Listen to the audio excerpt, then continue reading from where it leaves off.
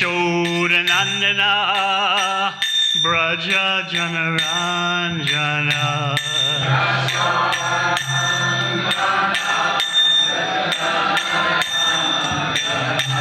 Yamuna Tira Vanachari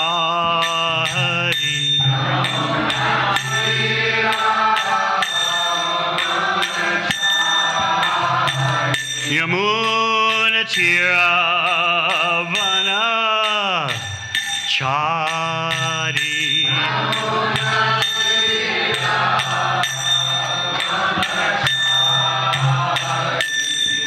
Jaya Radha Madhava Kunjabi Hari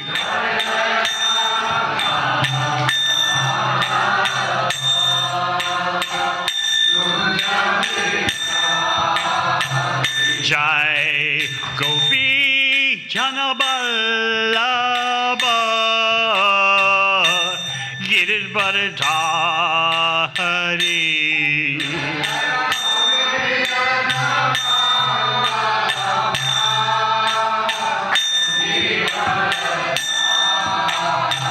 Yasodanandana Braja Janaranjana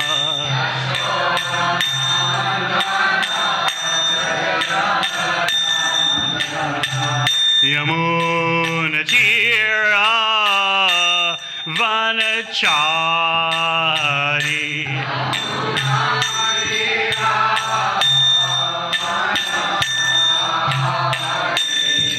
Jaya Radha Madhava Kunjabi Hari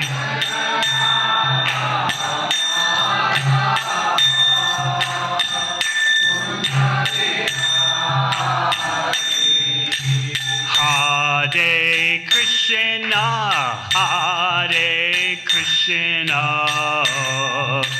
Krishna Krishna Hare Hare Hare Rama Hare Rama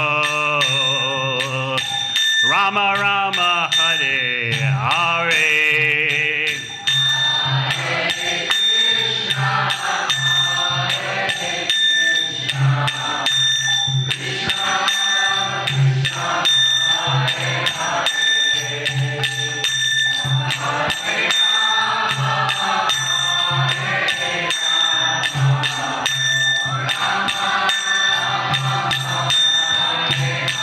Hare Krishna, Hare Krishna, Krishna Krishna, Hare Hare, Hare Rama, Hare Rama, Rama Rama, Hare Hare.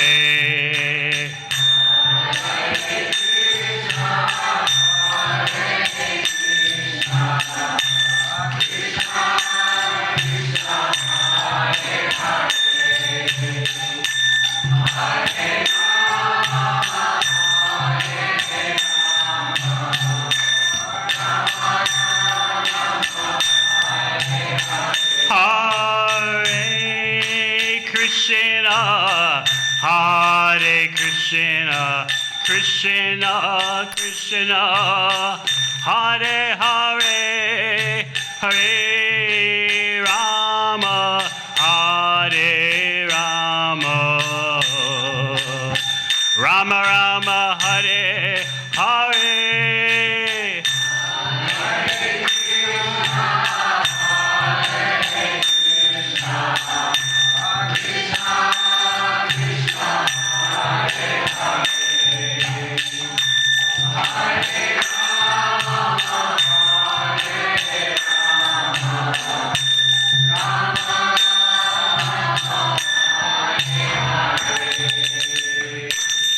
Jai Vishwabham Sabharaj Kachaya Astatara Sata Shri Srimad A.C. Bhaktivedanta Swami Maharaj Srila Prabhupada Ki Jai Om Vishnupadam Sabadaraj Kachar Stoter Satasi Simad Bhakti Siddhanta Saraswati Thakur Prabhupada Ki Go Premanandi.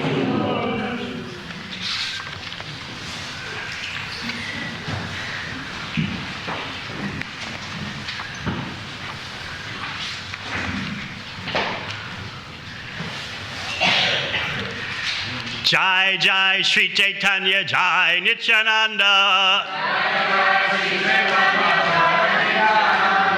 Jaya Advaita Chandra Jaya Gaur Bhakta Vrinda. Jai Jai Sri Caitanya Jai Nityananda. Jaya Advaita Chandra Jai Gaur Bhakta Vrinda. Jai Jai Sri Caitanya Jai Nityananda. Jaya Advaita Chandra Jaya Gaur Bhakta Vrinda.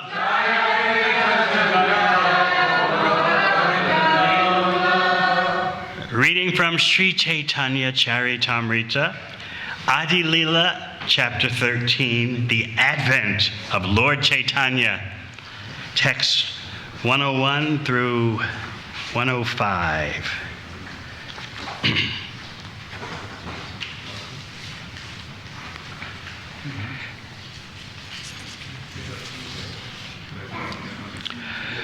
Jagat Anandamoy, Deki Mane Savismoy.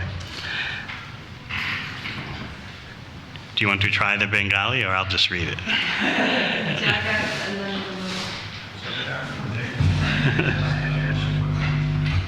Jagat Anandamoy, Deki Mane Savismoy.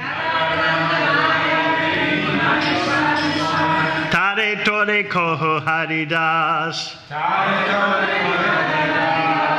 Toma Aichan Ranga Mor Man Parasana. Deki Kichukarye Ache Bhasa.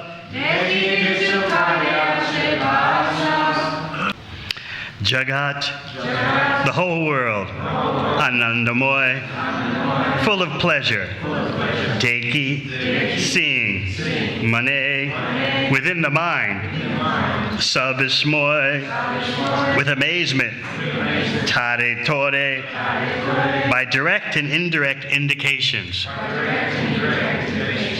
Kohe says, Haridas Thakur, Tomar, your, Aichan, that kind of, Ranga, performance, Mora, mine, Mana, mind, Parasana, very much pleased, Deki, I can understand, Kichu, something, Karye, in work, Ache, there is, Bhasa, indication. Translation, when he saw that the whole world was jubilant, Haridas Thakur, his mind astonished, directly and indirectly expressed himself to Advaita Acharya. Your dancing and distributing charity are very pleasing to me.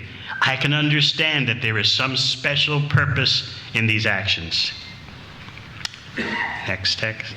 Acharya Ratna Chandrasekhar and Shivas Thakur were overwhelmed with joy, and immediately they went to the bank of the Ganges to take bath in the water of the Ganges. Their minds full of happiness, they chanted the Hare Krishna mantra and gave charity by mental strength. In this way, all the devotees, wherever they were situated, in every city and every country, danced, performed Sankirtana, and gave charity by mental strength on the plea of the lunar eclipse, their minds overwhelmed with joy. All sorts of respectful Brahmana gentlemen and ladies, carrying plates filled with various gifts, came with their presentations. Seeing the newborn child, whose form resembled natural glaring gold. All of them with happiness offered their blessings. Dressing themselves as the wives of Brahmanas, all the celestial ladies, including the wives of Lord Brahma, Lord Shiva, Lord Nrsimhadeva, King Indra, and Vasishta Rishi, and Rambha, a dancing girl of heaven, came there with varieties of gifts. Purport. When Lord Chaitanya Mahaprabhu was a newly born baby, he was visited by the neighboring ladies, most of whom were the wives of respectful Brahmanas. In the dress of Brahmanas' wives, celestial ladies, like the wives of Lord Brahma and Lord Shiva, also came to see the newly born child. Ordinary people saw them as neighborhood, respectable Brahmana ladies, but actually they were all celestial ladies dressed in that way.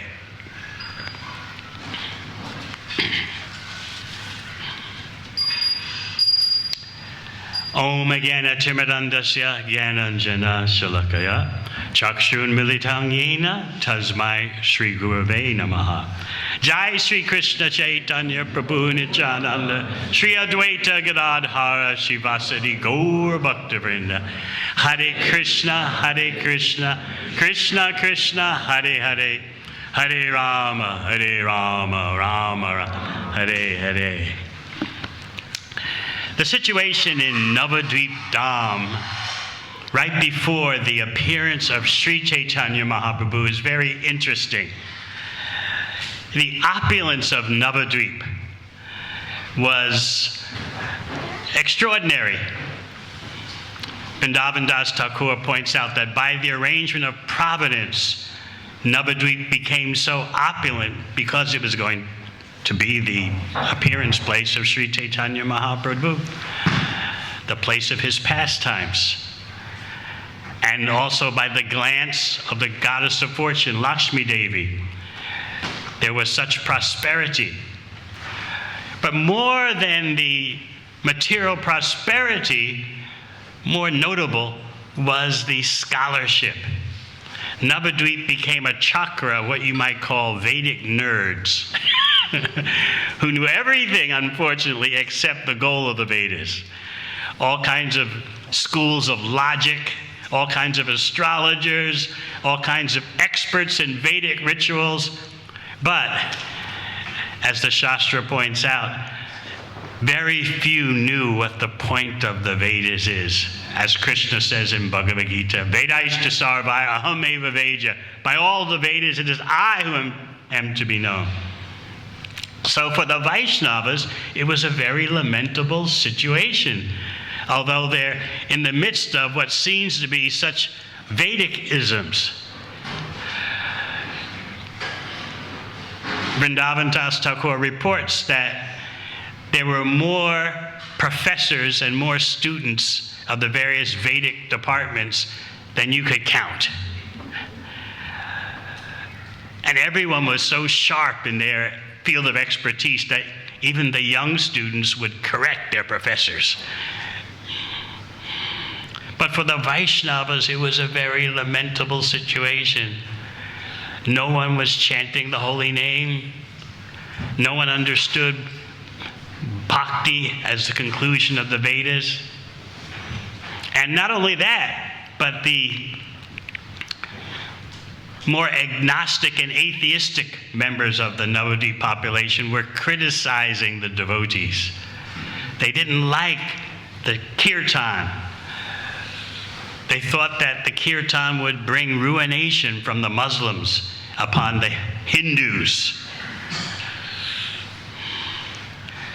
Srivas Thakur and his three brothers would always have kirtan every night.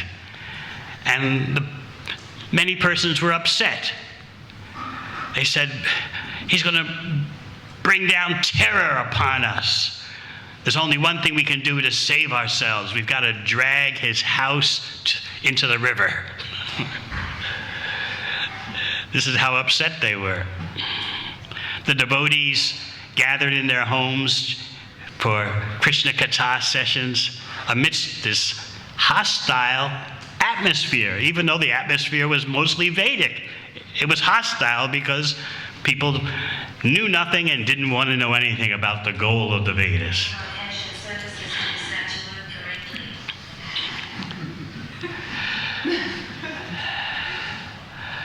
So many devotees would take shelter of Advaita Acharya, who was staunchly holding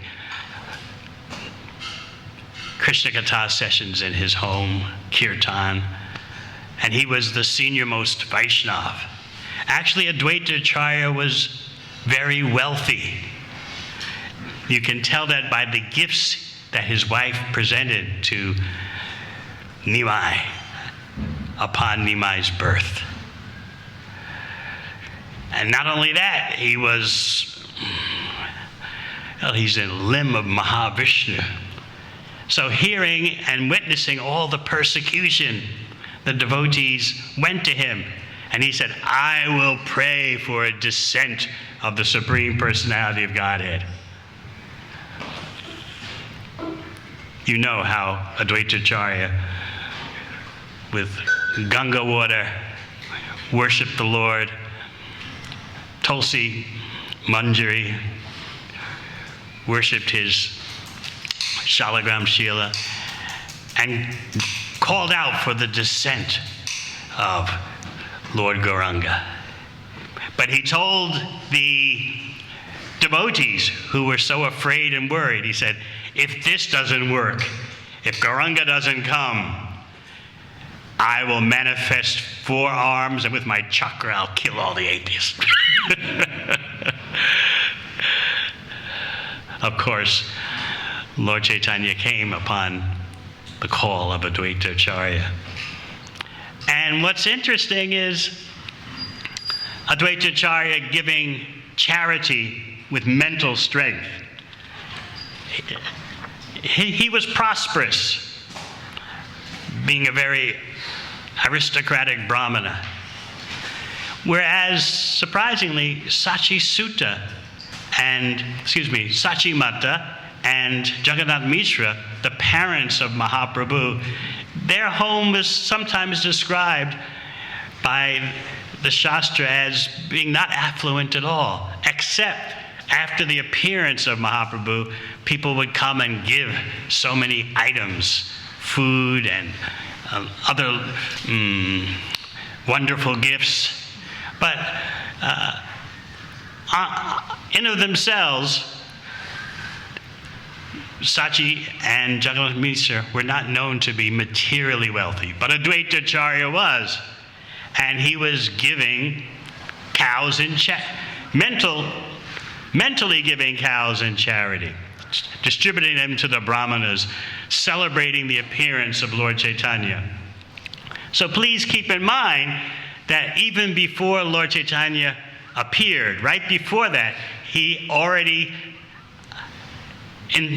instigated everyone to chant Hare Krishna. But many people were thinking, it's a lunar eclipse. The tradition is we should wade into the Ganga and chant Hare Krishna. Whereas Advaita Acharya knew what's going on. This is Mahaprabhu causing the flood of love of Krishna through the chanting of the holy names, even before he manifests. So this is going on just before the birth of Sri Chaitanya Mahaprabhu. And then you're hearing that Acharya Ratna, Chandrasekhar, and Srivas Thakur, they also did the same. They went down to the Ganga, took bath, and chanted Hare Krishna and gave charity by mental strength. Not only them, but all the devotees gave charity by mental strength. So what is this giving charity by mental strength? How can we understand that? Especially in Navadvip at that time, where Vrindavan Das Thakur says the only time these Vedic nerds would chant the holy name is when they took bath in the Ganga. They would say one time, Govinda. That was it. Pundarikaksha. That's it. That's the only kind of chanting that was going on in Navadvip. So amidst all that, you have these extraordinary Vaishnavas distributing cows in charity by mental strength. So this may remind you of what Vasudeva did upon the birth of Lord Krishna. He's in the prison of Kamsa. And what gifts can he give? What brahmanas can he contact for gift giving? But Vasudeva gave thousands of cows in charity by mental strength, showing that no material impediment can stop bhakti. You'll see this truth more in the Lila of Nrsingananda. This is later in Mahaprabhu's appearance. But I do want to talk about the infant Nimai, right after his so-called birth. He also caused the chanting of Hare Krishna, instigated it because he wouldn't stop crying until the ladies surrounding him would chant Hare Krishna. In fact, as he grew up just a little, still a child, he would see a bird in the sky and cry out, "I want it, I want it, I want." Or he would see the sun or the moon, "Give it to me, I want it, I want it, I want it." And he would even thrash about on the ground, throwing a temper tantrum, until everyone started chanting Hare Krishna. So Srila Bhakti Siddhanta Saraswati Thakur says that by his doing this, throwing these temper tantrums and making unreasonable requests, "Give me the moon, give me the sun, give me that bird flying by," Mahaprabhu is showing the impossibility of fulfilling material desires. And that the only way to pacify, the only way to deal with material desires is by chanting Hare Krishna. So he wouldn't stop his temper tantrum and his crying, requesting the moon, the sun, the bird flying in the air, until everyone started chanting Hare Krishna. Another time there was a snake in the backyard, and little Nimai crawled and sat on the snake, which had coiled up into a seat. Because Nimai knew this is Ananta Shesh. But what do you think the elders were? What was their reaction? They were horrified. "Oh no, Nimai is sitting on top of a snake." They called out, "Garuda, Garuda," because they're chanting Garuda's name, because Garuda is the enemy of the snakes. And then finally, Nimai got off the coiled snake, and the snake slithered away, but Nimai was crawling after the snake, and the elder stopped him, of course. Another time, as an infant, just a few months old this time,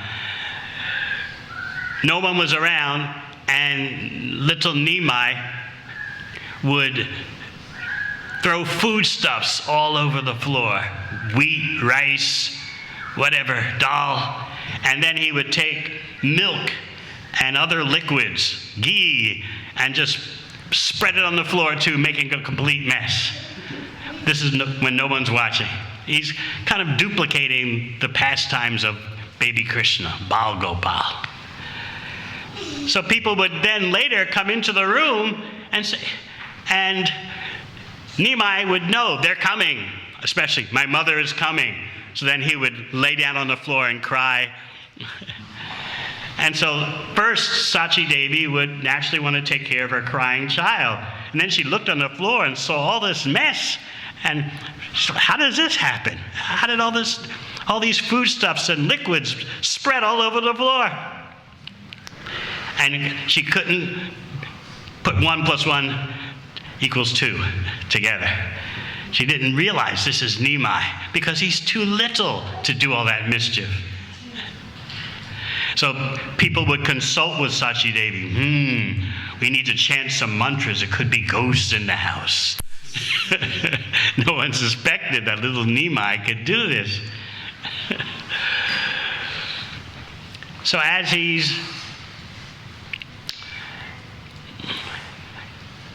we'll go later in his pastimes, because we want to talk about the giving with mental strength. How does that have any impact? To understand how Krishna can accept offerings from the mind, you have to know a little bit about how Krishna is bhavagrahi. He accepts the attitude, the eagerness to serve him. Whether you're serving him with your mind or with your senses, your physical senses. Of course, these are the dealings of advanced devotees. So we've explained about Vasudeva giving cows with mental strength, Advaita Acharya doing it, Srivas and Acharya Ratna doing it, and the devotees in general. Mahaprabhu is now on his way to Vrindavan from Jagannath Puri.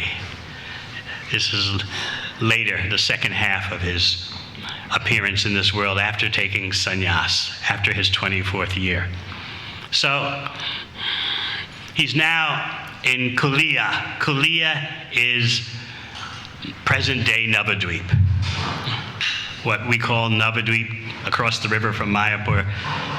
In Caitanya Caritamrita, that's considered Kulia. And it was the site of many offenders coming to Mahaprabhu and begging forgiveness. We can picture ourselves in that crowd of thousands of people who hadn't understood who is Mahaprabhu. And now they're begging forgiveness for thinking he was an ordinary person. Thousands upon thousands. So then, from Kulia, Lord Chaitanya proceeded to Ramakeli, which at the time was considered an exquisite village, Ramakeli Gram. And that's where Rupa and Sanatan happened to be headquartered. So on the way from Kulia to Ramakeli, so many people followed Lord Chaitanya, and every time Mahaprabhu would take a step, people came after him and would dig up the ground to get the dirt that he had just walked on. People still imitate these things these days for the most mundane purposes. Should I wait? Do you need a battery?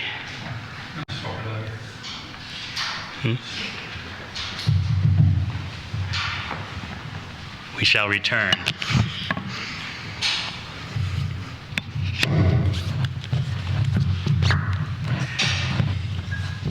So we were speaking about people digging up the ground. You can imagine thousands upon thousands just digging up the ground, making holes everywhere. I remember as a kid, this happened at what the Americans call the World Series baseball championship. Only the U.S. and Japan play baseball, but the Americans call it the World Series. So my team, my favorite team as a little kid, was perpetually in what they called the cellar, in the basement, last place. And then one year they rose up all the way to the top and won the championship, the World Series. So when the final out came, the end of the match, there were 50,000 people in the stadium. They all rushed to the field to scoop up dirt because it was such a historic moment. I've got to have some dirt to show my children and grandchildren I was there. This is the dirt from 50,000 people stormed the grounds and made hundreds of thousands of dollars of damage. So I'm telling you this so you understand that why people would want to dig up the ground that Mahaprabhu walked on. If they do it for such an insignificant thing as a baseball team. Of course, ever since that happened at this baseball stadium, as soon as the home team wins, the police come out on horses, like 100 policemen on horses, and they prevent the crowd from ripping up the field. Anyway, so Mahaprabhu is on his way to Ramakeli. And then he's supposed to go to Vrindavan. So this devotee, Nrsingananda, he decides, let me create a road in my mind for Mahaprabhu to walk on from Kulia to Vrindavan. I'll do it by mental strength. That'll be my offering. So first he visualizes a broad road covered by jewels, and then the next layer on the road would be stemless flowers, and then alongside the road on both sides would be bakul flower trees, and then at intervals on each side of the road would be lakes of nectarian water with bathing houses made of jewels and birds making sweet sounds, and the lakes would be full of lotus flowers, and the breezes would blow the fragrance of the lotus flowers all over the road. He's doing this as an offering to Mahaprabhu in his mind. But he can't get the road in his mind past Kanai Natashala. Past that town, the road wouldn't go in his mind. He thought about it. What is this? What's going on? And then it came to him. Mahaprabhu will not make it all the way to Vrindavan on this trip. And he confidently told the devotees, you'll see. You'll see. He's not going to be able to go all the way. And of course, we all know Mahaprabhu turned back after Ramkeli, after meeting Rupa and Sanatan. So what does this demonstrate by Nrsingananda? It demonstrates that Krishna accepts the attitude of the bhakti, whether it's in the mind or in the physical matter. The mind is subtle matter, and then the body is physical matter. Both are Krishna's energies. If the devotee can offer with appropriate devotion, appropriate bhakti, Krishna accepts whether the service is done in the mind or with the body. Both are his energies. Krishna is looking for the attitude, because the main ingredient in devotional service is bhakti. We should always remember that in terms of our offering of food to Krishna. He says, give me leaf, fruit, flower, water, I'll accept if there's bhakti. I remember Prabhupada telling us in Los Angeles that if those cooking for the deities or offering food to the deities, if they don't chant their 16 rounds, Krishna does not accept the offering. So Krishna is not obligated to just accept everything that we thrust at him. Even in some parts of the material world, there's this concept of food with embedded intentions. You'll find it today, especially in California. If you know anything about the USA, California is known for being super new agey. So there, people have popularized the concept of food with embedded intentions. At the chocolate factory or at this food processing plant, they have persons who aim their mental vibes at the food as it's being processed. Positive thoughts, positive thinking. Let there be love throughout the world. May everyone be happy. and then this food is advertised as special mineral water with embedded intentions. That's the lingo. Well,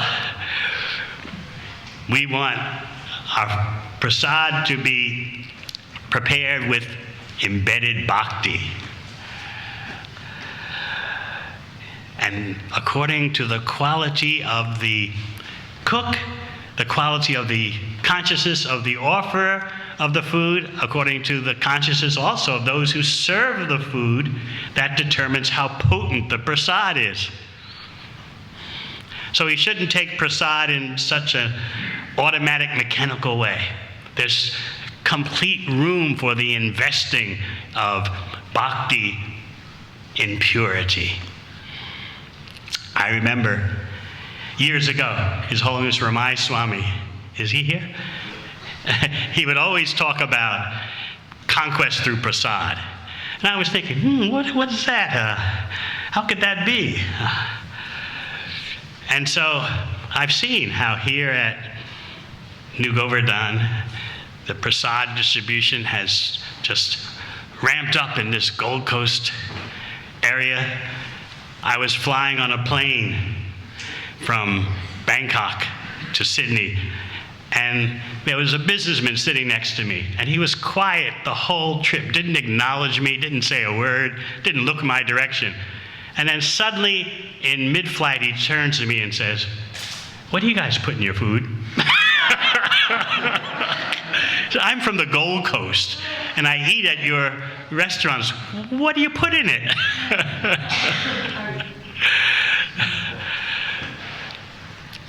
So then I started thinking, what's going on here? How can there be a conquest through prasad? Then last night I got a call from Wellington in New Zealand, and the devotees there had started their massive prasad distribution by doing it on the university campus. The students had demanded, we want more than just a bhakti club which shows up a couple of times a week and serves about 60 people. We want more than that. Why are we forced to just get food from the multinationals like Subway who are in the food court, when the Hare Krishnas give such nutritious and cheap food? So they made a fuss with the university staff. And even some of the university staff, they were used to coming to the Bhakti Club and getting prasad, and they also made a fuss that, yes, we're with the students. We want Krishna food. Still, the university wouldn't get into it. And then one of our big donors, the one who gave retreat property, he was well known in Wellington as very affluent and someone who likes to throw his weight around. So he went and talked to the university staff. If you don't give the devotees a chance to serve Krishna food on the campus, I'm going to the media. We'll reconsider. He had that kind of influence. When we were having trouble with the council for building plans, he's notorious in the region. He's the big donor. He went to the council and demanded. The secretary stopped him from seeing the council persons in charge. The secretary said, "No, you can't see the head person right now. Either you let me see him now, or I want your job. I'll take your job." And she started trembling and crying because everyone knows this guy. He doesn't play around. He went and saw the council people and said, "Look, you're going to make a problem for these devotees? I'll take you to court. I've got time, I've got money, and I'm motivated." Yes. What do they want? What do they want? So anyway, the devotees got on the campus of University of Victoria food court and been serving prasad there, hundreds of plates every day, that Monday through Friday mainly. And after some years of that, it just so happened a couple of weeks ago, the main high school in Wellington, 1,700 students and 160 staff, they sent a delegation to the devotees at the Bhakti Lounge and said, "Our students are demanding quality vegan food, and we've heard that you excel in this. we've got a list of 10 possible caterers that we want to investigate. So let us come to your place on campus, Krishna Food, in the food court on campus. We'll check it out, and then we'll go down the list with the others. So they came to Krishna Food on the campus and had lunch. And then he said, okay, we'll be back. We'll get back to you. We got to check out the others. We'll be back to you in a week. We've got to give everyone a chance. 2 hours later, they call up. We're not going anywhere else. You've got the contract. Exclusive caterers for food at the high school. No one else. And we'll put $30,000 into fixing up our kitchen, and you've got it all. So pray that the devotees can take proper advantage of this. So then I started thinking last night, well, I guess the senior Australian Swami knew something. Conquest, even in a high school, exclusive caterers on the university campus. The main ingredient is the bhakti. So what makes the prasad super sensational?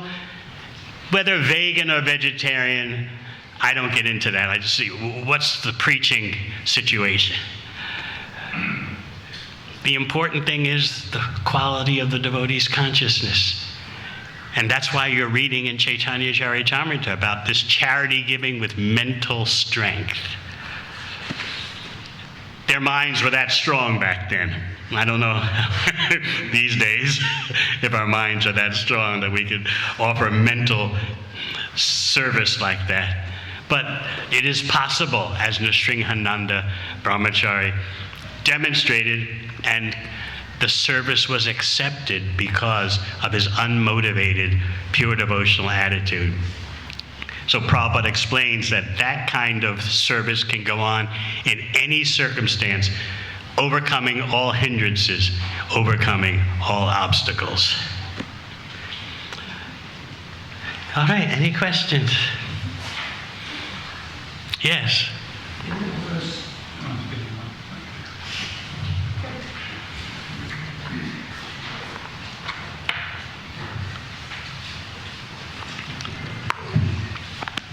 It says, verse 103, in this way all the devotees, wherever they were situated, every city and every country, danced, performed, sankirtan, gave charity by mental strength.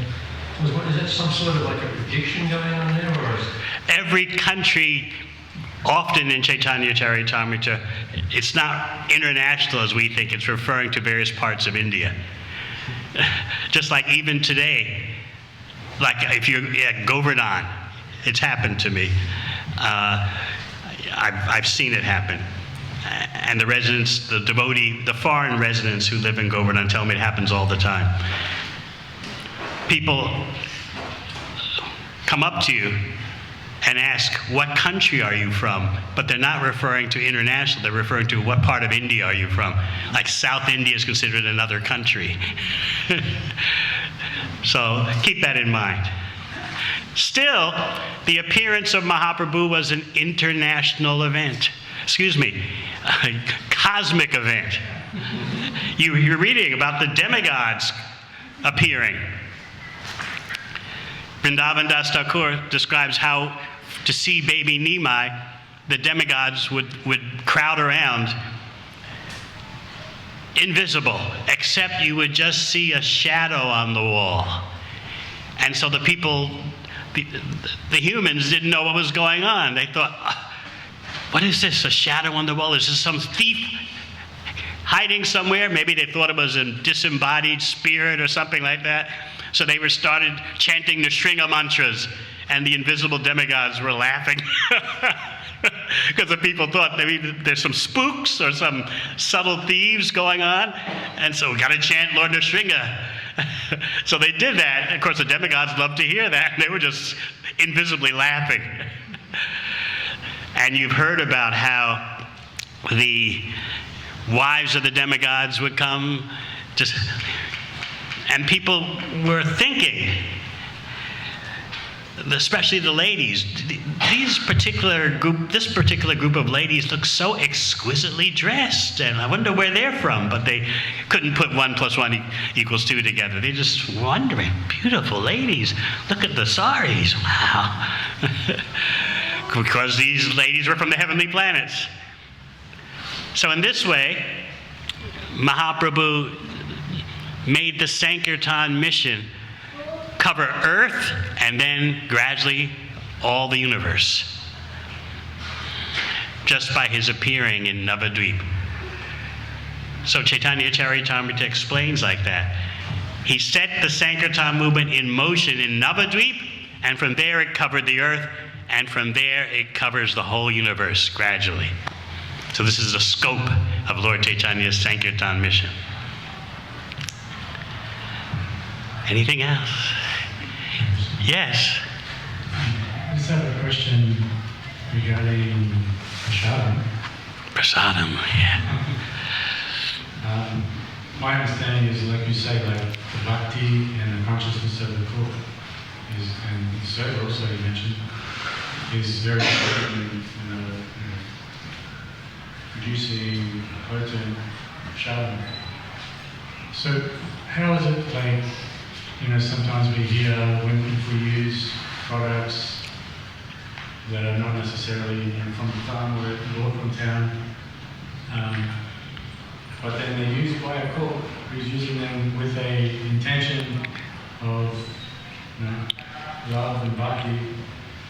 Sometimes we hear people say that like Krishna won't accept it because of the milk is from a dairy or something in town.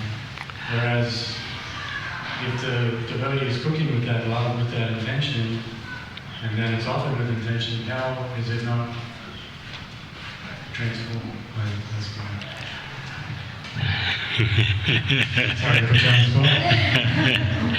If you have adequate opportunity for milk from your cows here, why not take it? But maybe you all can't produce that much milk here as is common. So then you got to do the necessary. But first priority is the milk you produce here. But generally there's just enough for the deities, I've heard, and a little bit left over. Huh? There's plenty. Wow. Well, that should be your first port of call.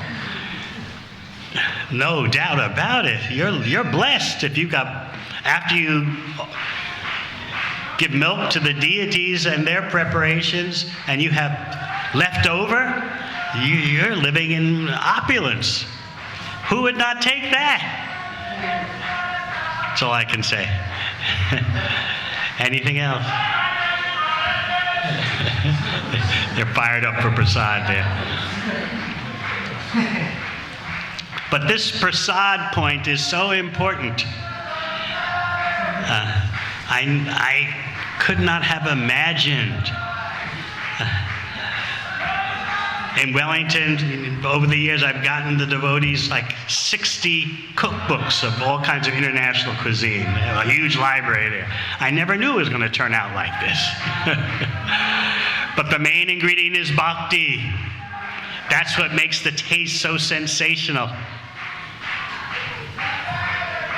You mentioned about how Prabhupada said that if the cook or the person offering is not chanting 16 rounds, then Krishna won't accept the offering. Yes, he told us that in Los Angeles. So when the Kirtan, like Advaita Acharya, he called for Lord Chaitanya to come, or Krishna to descend as Lord Chaitanya. So when we have Kirtan in the temple room, then the intention counts of the person, but also if the potency comes from the practice. So if someone comes just on festival days just to do Kirtan and then they're not having a regular program of sadhana and practice, then, but their intention is to please Krishna when it comes to appearance days, then what is the potency? Different temples have different standards. It's up to the temple president to decide. In some temples, they say, unless you're fully practicing sadhana. You can't lead kirtan, you can't give class. Others make exceptions for children of devotees, so it's up to the local management. The principle, however, is there that according to the quality of the consciousness, that affects the chanting, the prasad, affects everything. So therefore we are the International Society for Krishna Consciousness. All right, thank you very much. Hare Krishna.